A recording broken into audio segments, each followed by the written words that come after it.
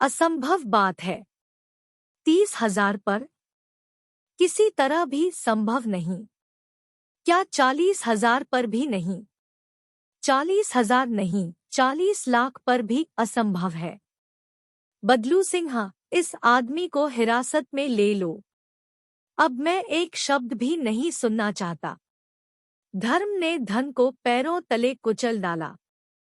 अलोपीदीन ने एक हृष्टपुष्ट मनुष्य को हथकड़ियां लिए हुए अपनी तरफ आते देखा। चारों ओर निराश और कातर दृष्टि से देखने लगे। इसके बाद मूर्छित होकर गिर पड़े।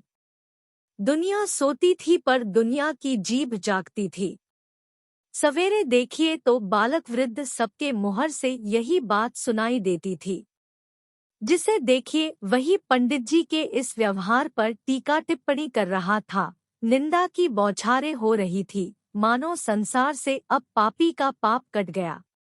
पानी को दूध के नाम से बेचने वाला ग्वाला, कल्पित रोजनामचे भरने वाले अधिकारी वर्ग, रेल में बिना टिकट सफर करने वाले बाबू लोग, जाली दस्तावेज बनाने वाले सेठ और साकार, यह सब के सब देवताओं की भांति गर्दनें चला रहे थे।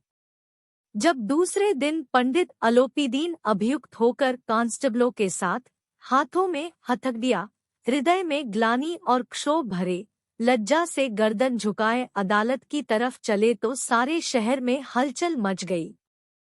मेलों में कदाचित आंखें इतनी व्यग्र न होती होंगी। भीड़ के मारे छत और दीवार में कोई भेद न रहा। किंतु अदालत में पहुंचने की देर थी। पम अलोपीदीन इस अगाध वन के सिंह थे। अधिकारी वर्ग उनके भक्त, अमले उनके सेवक, वकील मुख्तार उनके आज्ञा पालक और अर्दली, चपरासी तथा चौकीदार तो उनके बिना मोल के गुलाम थे। उन्हें देखते ही लोग चारों तरफ से दौड़े। सभी लोग विस्मित हो रहे थे। इसलिए नहीं कि अलोपीदीन ने यह कर्म किया, बल्कि इसलिए कि वह कानून के पंजे में कैसे आए। ऐसा मनुष्य जिसके पास असाध्य साधन करने वाला धन और अनन्य वाचालता हो, वह क्यों कानून के पंजे में आए? प्रत्येक मनुष्य उनसे सहानुभूति प्रकट करता था। बड़ी तत्परता से इस आक्रमण को रोकने के निमित्त वकीलों की एक सेना तैयार की गई। न्याय के मैदान में धर्म और धन में युद्ध ठन गया। वंशीधर चुपचाप खड़े थे। उनके पास सत्य के सिवा न कोई बल था, न स्पष्ट भाषण के अतिरिक्त कोई शस्त्र। गवाह थे, किंतु लोभ से डावाडोल। यहाँ तक कि मुंशी जी को न्याय भी अपनी ओर कुछ खिंचा हुआ दीख पड़ता था। वह न्याय का दरबार था, परंतु उसके कर्मचारियों पर पक्षपात का नशा छाया हुआ था। किंतु पक्षपात और न्याय का क्या मेल? जहाँ पक्षपात हो, वहाँ न्याय की कल्पना नहीं की जा सकती। मुकदमा शीघ्र ही समाप्त हो गया। डिप्टी मजिस्ट्रेट ने अपनी तजवीज़ में लिखा, पम अलोपीदीन के विरुद्ध दिए गए प्रमाण निर्मूल और भ्रमात्मक है। वह एक बड़े भारी आदमी है। यह बात कल्पना के बाहर है कि उन्होंने थोड़े लाभ के लिए ऐसा दुस्साहस किया हो।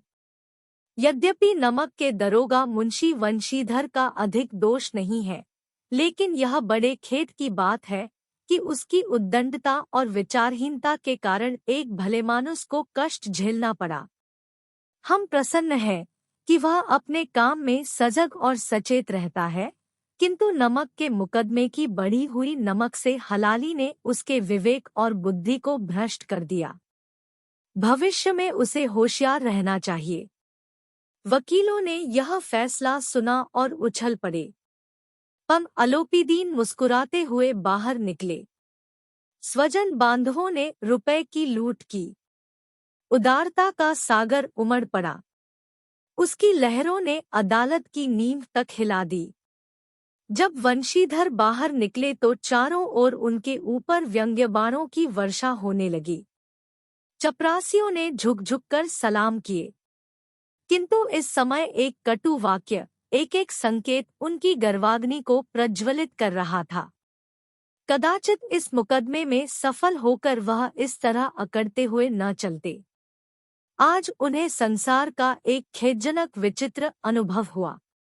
न्याय और विद्वत्ता, लंबी चौड़ी उपाधियां, बड़ी दाढ़ियां, ढीले चोगे एक भी सच्चे आदर का पात्र नहीं है। वंशीधर ने धन से बैर मोल लिया था, उसका मूल्य चुकाना अनिवार्य था। कठिनता से 1 सप्ताह बीता होगा कि मुअत्तली का परवाना आ पहुंचा। कार्यप्रायणता का दंड मिला। बेचारे भग्न हृदय, शोक और खेद से व्यथित घर को चले। बूढ़े मुंशी जी तो पहले ही से कुड़बुड़ा रहे थे कि चलते चलते इस लड़के को समझाया था, लेकिन इसने एक न सुनी। सब मनमानी करता है।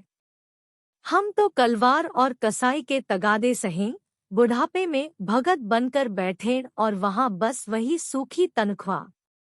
हमने भी तो नौकरी की है और कोई ओहदेदार नहीं थे, लेकिन काम किया, दिल खोलकर किया और आप ईमानदार बनने चले हैं। घर में चाहे अंधेरा हो, मस्जिद में अवश्य दिया जलाएंगे। खेद ऐसी समझ पर पढ़ना लिखना सब अकारत गया। इसके थोड़े ही दिनों बाद जब मुंशी वंशीधर इस दुरावस्था में घर पहुंचे और बूढ़े पिताजी ने समाचार सुना तो सिर पीट लिया। बोले, जी चाहता है कि तुम्हारा और अपना सिर फोड़ लूं। बहुत देर तक पछताकर हाथ मलते रहे। क्रोध में कुछ कठोर बातें भी कहीं और यदि वंशीधर वहां से टल न जाता तो अवश्य ही यह क्रोध विकट रूप धारण करता। वृद्ध माता को भी दुख हुआ। जगन्नाथ और रामेश्वर यात्रा की कामनाएं मिट्टी में मिल गई। पत्नी ने कई दिनों तक सीधे मुंह बात तक नहीं की।